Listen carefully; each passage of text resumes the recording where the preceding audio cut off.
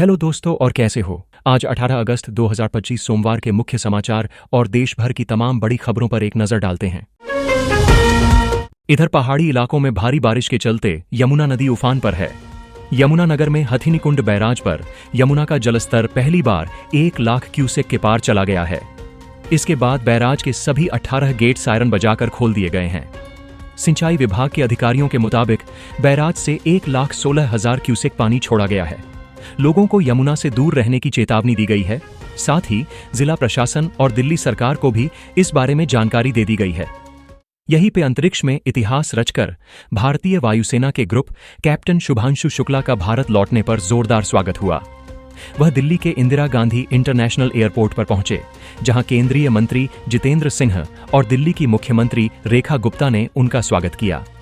इस दौरान उनके परिवार के साथ साथ भारी संख्या में लोग भी मौजूद थे। एयरपोर्ट पर भारत माता की जय और वंदे मातरम के नारे लगे और ढोल नगाड़ों के साथ उनका स्वागत किया गया। शुभांशु ने इंटरनेशनल स्पेस स्टेशन पर 18 दिन बिताकर यह इतिहास रचा है। वह प्रधानमंत्री नरेंद्र मोदी से मिलने के बाद अपने गृहनगर लखनऊ जाएंगे। यही बिहार में विधानसभा चुनाव से पहले वोटर लिस्ट को लेकर विवाद गहरा गया है। कांग्रेस नेता राहुल गांधी ने चुनाव आयोग पर वोटों की चोरी का आरोप लगाया है। इस पर चुनाव आयोग ने जवाब देते हुए कहा कि राजनीतिक पार्टियों को यह गलती चुनावों से पहले बतानी चाहिए थी, जब मतदाता सूची उन्हें दी गई थी। चुनाव आयोग ने राहुल गांधी के वोट चोरी जैसे शब्दों के इस्तेमाल पर भी आपत्ति जताई है।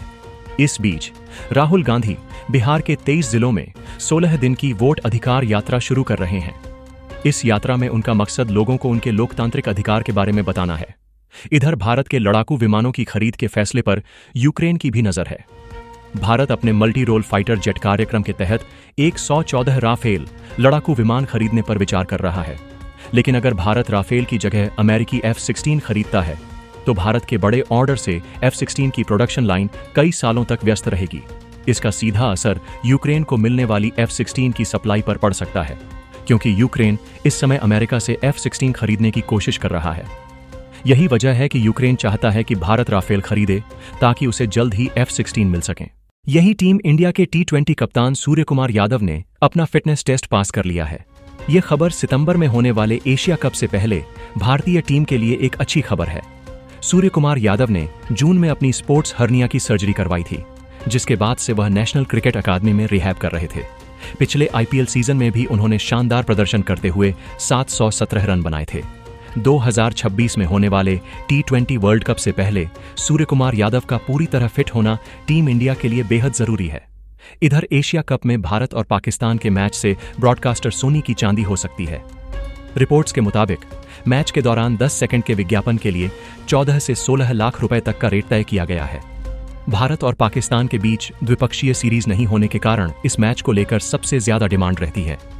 रिपोर्ट्स के अनुसार प्रेजेंटिंग स्पॉन्सरशिप के लिए 18 करोड़ और एसोसिएट स्पॉन्सरशिप के लिए 13 करोड़ रुपए तक देने होंगे। यही भारत और चीन के रिश्तों में फिर से हलचल शुरू हो गई है। चीन के विदेश मंत्री वांग यी सोमवार और मंगलवार को भारत आ रहे हैं। यह द्वारा पीएम मोदी की संभावित चीन यात्रा से पहले बेहद अहम माना जा रहा है। खबर है कि मोदी SCO शिखर सम्मेलन के लिए चीन जा सकते हैं और वहां शी जिनपिंग से मुलाकात भी हो सकती है। वांग यी का मुख्य एजेंडा है LAC पर शांति और आर्थिक सहयोग। चर्चा में fertiliser supply, rare earth magnet और दवा उत्पादों की बात भी शामिल होगी। साथ ही उनकी मुलाकात अजीत डोभाल और S जयशंकर से होगी। यानी साफ है कि गलवान झड़प के बाद जमी बर्फ अब धीरे धीरे पिघलती दिख रही है। अब देखना होगा कि मोदी की चीन यात्रा रिश्तों में नई गर्माहट लाती है या नहीं। चलिए अब बढ़ते हैं अगली खबर की ओर। और यही बाबा वांगा की भविष्यवाणियां एक बार फिर सुर्खियों में हैं। कहा जा रहा है कि साल 2025 में पृथ्वी का अंत शुरू हो सकता है और यूरोप में एक बड़ा युद्ध छिड़ सकता है, जिससे लाखों लोगों की जान जा सकती है। वहीं उनकी एक और हैरान करने वाली भविष्यवाणी है 2043, जब यूरोप में मुस्लिम शासन स्थापित होने की बात कही गई है। उन्होंने ये भी कहा था कि आने वाले समय में रूस की ताकत और बढ़ेगी। गौरतलब है कि बाबा वांगा की कई भविष्यवाणियां पहले भी सच साबित हो चुकी हैं, जैसे सोवियत संघ का पतन, दूसरे विश्व युद्ध की भविष्यवाणी और 2004 की सुनामी। अब सवाल ये है, क्या ये नई भविष्यवाणियां भी सच साबित होंगी? यही डोनाल्ड ट्रंप ने यूक्रेन युद्ध को खत्म करने के लिए नया मास्टर प्लान पेश किया है। अलास्का में व्लादिमीर पुतिन से मुलाकात के बाद ट्रंप ने कहा कि सिर्फ युद्ध विराम नहीं बल्कि सीधा शांति समझौता होना चाहिए। पुतिन ने शर्त रखी है कि अगर यूक्रेन डोनेट्स्क प्रांत रूस को सौंप दे तो वह ज्यादातर मोर्चों से सैनिक हटा लेंगे, लेकिन राष्ट्रपति जेलेंस्की ने इसे खारिज कर दिया। ट्रंप का कहना है कि यह युद्ध खत्म करने का सबसे टिकाऊ तरीका है। वहीं जेलेंस्की का कहना है कि रूस की नीयत पर भरोसा करना मुश्किल है। अब सबकी निगाहें वॉशिंगटन में होने वाली ट्रंप और जेलेंस्की की अगली मुलाकात पर हैं, जहां भविष्य की दिशा तय हो सकती है। और इधर मुंबई से एक अनोखी खबर आ रही है। देश के सबसे बड़े उद्योगपति मुकेश अंबानी की पत्नी नीता अंबानी अपने शौकों और लग्जरी लाइफस्टाइल के लिए जानी जाती हैं। रिपोर्ट्स के मुताबिक अब उन्होंने अपनी जिंदगी में एक हाईटेक मेल रोबोट भी शामिल किया है। कहा जा रहा है कि यह रोबोट उनकी हर जरूरत का ध्यान रखता है और किसी तरह की कमी महसूस नहीं होने देता। बताया जाता है कि यह रोबोट नीता अंबानी के स्वास्थ्य से लेकर घर के कई निजी कामों तक सब कुछ संभाल लेता है। इसकी कीमत भी अरबों में बताई जा रही है। खास बात यह है कि इस रोबोट को इंसानों की तरह किसी भी काम के लिए इस्तेमाल किया जा सकता है। यानी एंटीलिया में जहां पहले से सैकड़ों नौकर काम करते हैं, अब नीता अंबानी के पास एक ऐसा रोबोट भी है जो उनके हर इशारे पर काम करने के लिए तैयार रहता है। यहीं पे सपा से निकाली गई विधायक पूजा पाल की सैलरी और संपत्ति का पूरा ब्यौरा। समाजवादी पार्टी से निष्कासित विधायक पूजा पाल इन दिनों सुर्खियों में हैं। हाल ही में उन्होंने लखनऊ में मुख्यमंत्री योगी आदित्यनाथ से मुलाकात की, जिसके बाद उनके बीजेपी में शामिल होने की अटकलें तेज हो गईं। यूपी विधानसभा मॉनसून सत्र के दौरान भी उन्होंने खुले मंच से योगी सरकार की तारीफ की थी और पति राजू पाल की हत्या मामले में न्याय दिलाने के लिए मुख्यमंत्री का धन्यवाद किया था। सपा का आरोप है कि पूजा पाल लगातार पार्टी विरोधी गतिविधियों में शामिल थीं। चेतावनी के बावजूद न मानने पर उन्हें पार्टी से बाहर का रास्ता दिखा दिया गया। अब सोशल मीडिया पर लोग यह जानना चाह रहे हैं कि आखिर पूजा पाल कौन है और उनकी संपत्ति कितनी है।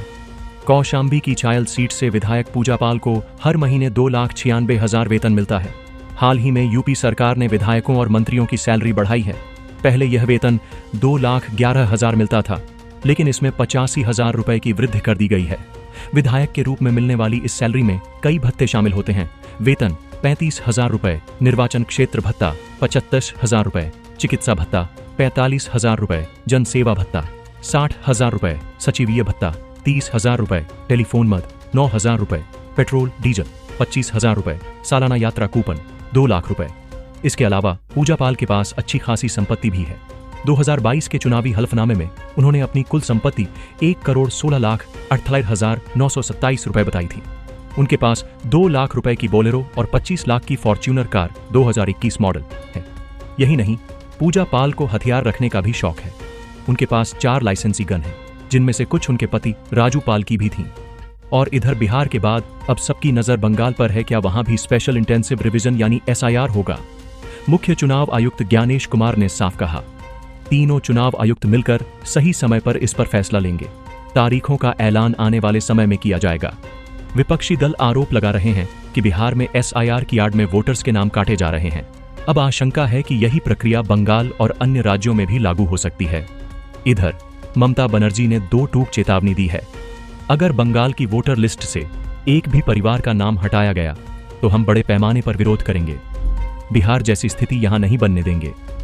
यानी बिहार से उठा ये चुनावी तूफान अब बंगाल की राजनीति को भी हिला रहा है। यही वोट चोरी के आरोपों के बीच चुनाव आयोग ने प्रेस कॉन्फ्रेंस कर साफ किया कि आयोग राजनीतिक दलों में कोई भेदभाव नहीं करता। आयोग ने कहा, उसके लिए न पक्ष है न विपक्ष, उसका काम सिर्फ संवैधानिक कर्तव्य निभाना है। ईसी ने बताया कि वोटर लिस्ट में सुधार की प्रक्रिया पारदर्शी ढंग से चल रही है और 1 सितंबर तक त्रुटियां ठीक करने का समय है। बिहार से शुरू हुई इस प्रक्रिया में लाखों BLO और एजेंट काम कर रहे हैं।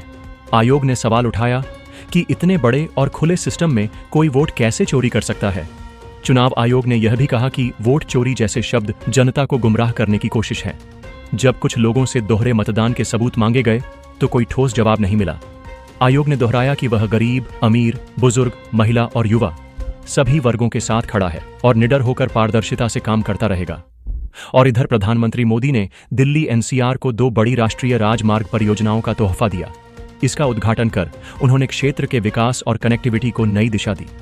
कुछ महीने पहले दिल्ली और हरियाणा के बीच नकारात्मक राजनीति का माहौल था। यहां तक कहा गया था कि हरियाणा के लोग दिल्ली के पानी में जहर मिला रहे हैं। ऐसे झूठे प्रचार से लोगों के बीच दूरी पैदा करने की कोशिश की गई थी, लेकिन आज पूरा एनसीआर इस तरह की राजनीति से मुक्त हो गया है।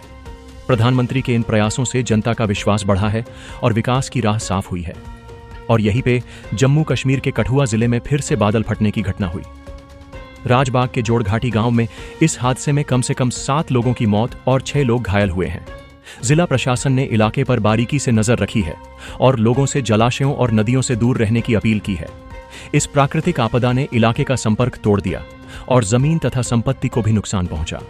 राहत कार्यों के लिए पुलिस और राज्य आपदा प्रतिक्रिया बल एसडीआरएफ की टीम स्थानीय स्वयंसेवकों के साथ घटनास्थल पर जुट गई है। जनता से अनुरोध है कि सावधानी बरतें और सुरक्षित स्थान पर रहें। जैसा कि देखा जा रहा है, अब हम अगले अपडेट की ओर बढ़ते हैं। इसी ओर बीजेपी की अगुवाई वाले एनडीए ने उपराष्ट्रपति चुनाव 2025 के लिए महाराष्ट्र के राज्यपाल सीपी राधाकृष्णन को अपना उम्मीदवार घोषित कर दिया है। इस चुनाव में विपक्षी दलों ने अभी तक अपने प्रत्याशी की घोषणा नहीं की है। याद दिला दें कि उपराष्ट्रपति पद से हाल ही में जगदीप धनखड़ ने इस्तीफा दे दिया था। यही एक विशाल स्टेडियम के आकार का एस्टेरॉयड 990 फीट चौड़ा पृथ्वी की ओर 35,396 किलोमीटर प्रति घंटे की रफ्तार से बढ़ रहा है। इस एस्टेरॉयड का नाम 1997 QK1 है और यह 20 अगस्त को पृथ्वी के सबसे करीब पहुंचेगा। विशेषज्ञों के मुताबिक यह एटन समूह का हिस्सा है, जो पृथ्वी की कक्षा को पार करने वाले खतरनाक एस्टेरॉयड के लिए जाना जाता है। चलिए आज के लिए इतना ही, कल फिर से मिलते हैं। अगर आपको हमारा वीडियो पसंद आया हो तो इसे लाइक और शेयर जरूर करें। साथ ही देश भर की खबरें चैनल को सब्सक्राइब करके बेल आइकन दबाना न भूलें, ताकि आप रोजाना ताज़ा और ज़रूरी खबरों से जुड़े रहें। आप अपना और अपने परिवार का ध्यान रखें। हम फिर मिलेंगे अगले अपडेट में। तब तक के लिए जय हिंद, जय भारत, वंदे मातरम।